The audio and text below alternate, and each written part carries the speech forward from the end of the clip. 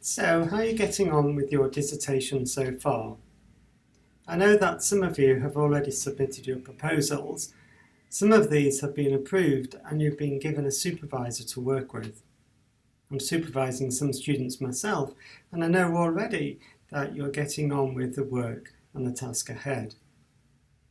I've also heard from some other students who are struggling a bit in writing their dissertation proposal, thinking of an idea or thinking how they might answer that question or that area of work within the requirements for the dissertation.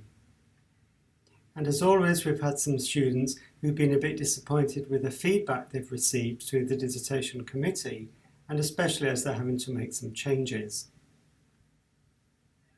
I've supervised many students on this MPH, as have my colleagues, and we do firmly believe that giving people better advice or support about the potential of their dissertation ideas to go on and lead to a successful dissertation in the future is far better than allowing you to continue with a model that maybe just won't work for you.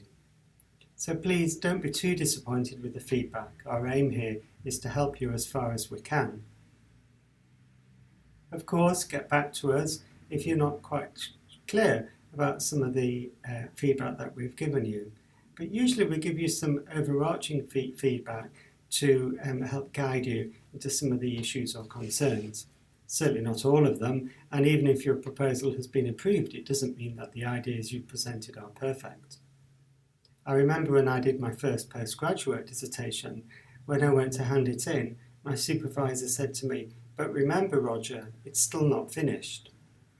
At the time I felt really gutted and heartbroken, but I always remember that occasion because what she was meaning to say is that academic work is never finished. So there's always comments we can give you, there will always be feedback, there are always things that could be done differently. But let's not be defeatist about all of this. We do get some excellent dissertations and most of you will indeed pass.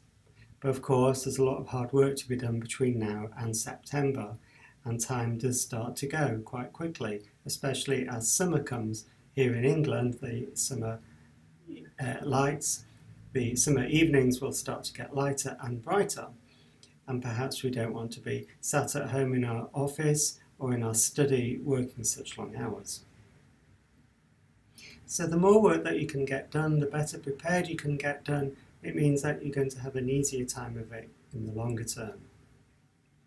If you haven't submitted your dissertation proposal by now, please, I really urge you to work on this and to have something sent to us by March, and certainly no later than middle of April. Remember that if you do need to resubmit your proposal, then that adds even more time into the process. I also want to point out to you some of the other resources that you might find through the university. They have an excellent My Learning Essentials website. Through there you can find links to writing skills, to referencing, to how to avoid plagiarism, and other resources too. You might also find relevant journal articles on how to write an academic paper or how to write a report and how to develop skills in scientific writing. But I think one of the best ways to develop your writing is to actually start. And after having read several books on this topic to try and encourage myself to get writing more, really it is about getting down and starting to put pen to paper, or more often is the case, fingers onto keyboard. Rarely do we write something that's perfect, and often we have to make several changes.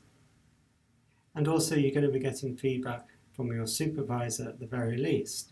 But why not show your work to some of your colleagues or to other students? I think people around us are often the best sources of support.